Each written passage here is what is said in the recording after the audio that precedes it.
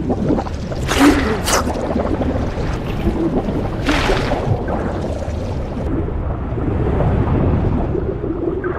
guys, selamat datang di channel Kita Ceritain. Bareng saya Yudis, kali ini kita akan membahas alur cerita dari sebuah film berjudul All Is Lost. Daripada penasaran, langsung aja kita mulai alur filmnya.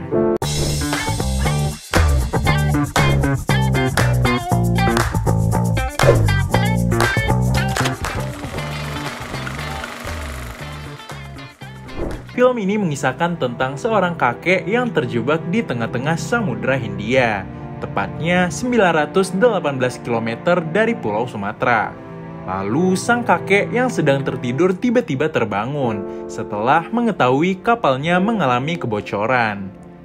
Ternyata kapalnya menabrak sebuah kontainer yang terdampar di lautan. Kakek itu berusaha memisahkan kontainer itu dari kapalnya. Dengan alat seadanya, akhirnya kontainer pun berhasil terlepas. Setelah itu, si kakek pergi ke lambung kapal dan mengambil beberapa peralatan. Nahas ternyata air sudah hampir memenuhi lambung kapal. Beberapa alat elektronik dan arus listrik kapal mati akibat terendam air. Mengeluarkan air dari lambung kapal secara manual juga bukanlah hal yang mudah dan bisa dilakukan selama 1 hari saja. Dan malamnya, si kakek tidur di hammock beralaskan genangan air. Keesokan harinya, ia berusaha untuk menambal bagian kapal yang berlubang dengan menggunakan potongan karung. Selain itu, ia juga berusaha mengeringkan beberapa perangkat komunikasi yang basah karena tergenang air di lambung kapal. Sekarang ia tinggal mengeluarkan air dari lambung kapal.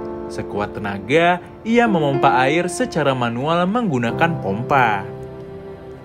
Ia juga mengecek stok aki kapalnya untuk mengalirkan listrik.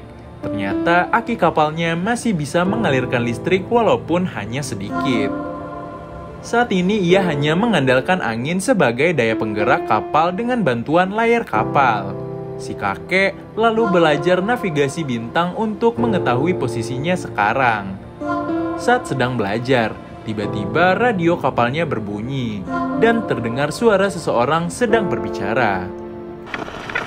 This is the Virginia Gene with an SOS call. Lalu ia mencoba mengirimkan sinyal SOS, namun radio tersebut kembali rusak.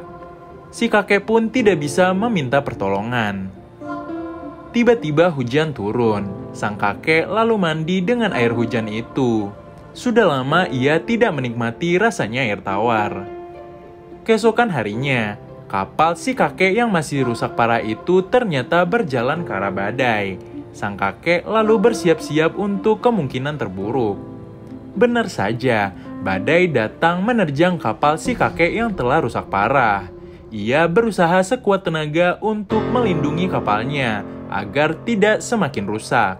Ganasnya ombak membuat kapalnya sempat terguling, namun kapal tersebut berhasil kembali ke permukaan. Badai itu rupanya menyebabkan tiang kapal si kakek patah dan rusak. Tak sampai di situ, lubang yang sudah ditambal si kakek ternyata bolong lagi dan air pun kembali masuk. Si kakek juga tergelincir karena kapal oleng. Ia terbentur tiang dan membuat kepalanya terluka. Ia lalu memasang perahu karet sebagai tempat mengevakuasi diri. Si kakek pun hanya bisa pasrah dan berharap badai segera berlalu. Beberapa waktu kemudian, si kakek terbangun dan mendapati bahwa badainya sudah berlalu.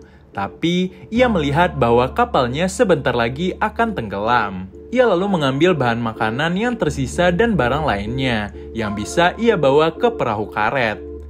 Setelah dirasa cukup, si kakek kembali ke perahu karet dan hanya bisa melihat kapal yang selama ini menemaninya tenggelam ke dasar laut. Si kakek lalu kembali belajar mengenai navigasi bintang.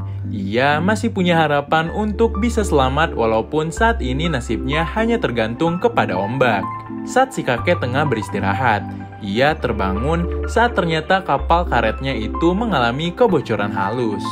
Berbekal kaleng bekas makanannya, ia berusaha sebisa mungkin untuk mengeluarkan air dari perahu karetnya. Tiba-tiba, bunyi gemuruh terdengar dari kejauhan, pertanda akan ada badai. Mau tak mau, si kakek harus menghadapi badai dengan kapal karetnya.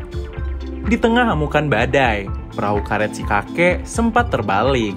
Namun, si kakek berhasil menyelamatkan diri dan perahu karetnya pun kembali normal. Si kakek sudah mulai tak tahan dengan rangkaian nasib buruk yang menimpanya. Ia sudah pasrah kalau ia mati malam ini juga. Ternyata Tuhan berkehendak lain. Si kakek selamat dari badai dan masih hidup sampai keesokan harinya. Selanjutnya, sang kakek menata kembali perahu itu, agar setidaknya perahu tidak tenggelam dalam waktu dekat. Stok makanan yang tersisa hanya tinggal 2 kantong ransum. Itu pun hanya bisa mengenyangkannya untuk beberapa jam. Stok air bersih yang ia punya pun sudah tercampur dengan air laut, jadi rasanya asin dan tidak layak untuk diminum.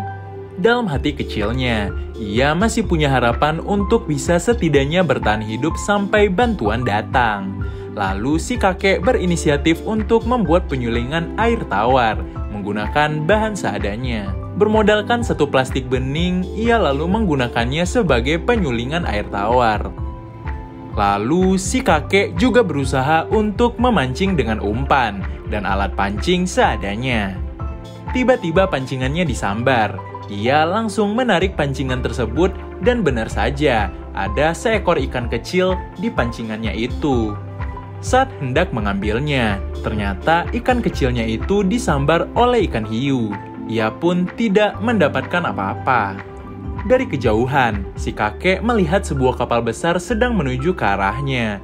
Ia langsung menggunakan flare untuk memberikan tanda bahwa ia butuh pertolongan.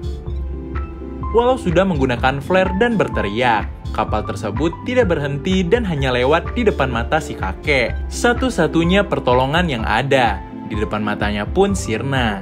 Malamnya, si kakek yang tengah tertidur tiba-tiba terbangun karena ada suara gemuruh di dekat kapal karetnya. Ternyata itu adalah kapal kargo lainnya. Sang kakek lalu menggunakan satu-satunya flare yang tersisa untuk meminta pertolongan. Namun kapal itu juga tidak berhenti. Si kakek nampaknya sudah tidak tahan dengan apa yang menimpanya. Ia lalu menuliskan sebuah pesan terakhir dan meletakkannya di dalam sebuah toples. Ia pun melarung toples berisi surat itu ke laut dengan harapan ada orang yang menemukan pesan tersebut.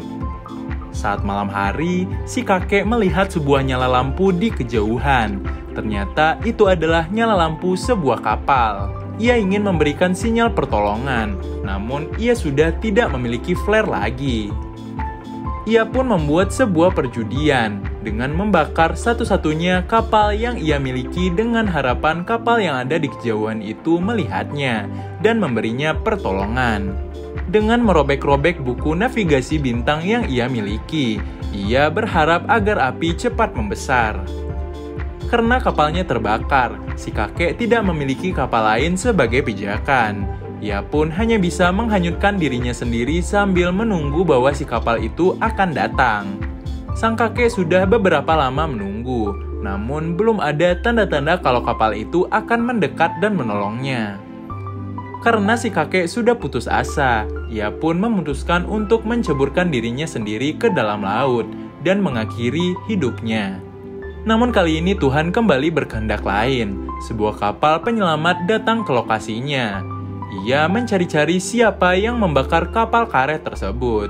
Sang kakek yang melihatnya pun langsung bergerak ke permukaan dan berusaha mencapai kapal penyelamat tersebut. Akhirnya, setelah terombang-ambing di tengah lautan dan hampir mati, si kakek malang itu berhasil ditolong dan akhirnya selamat. Dan film pun berakhir.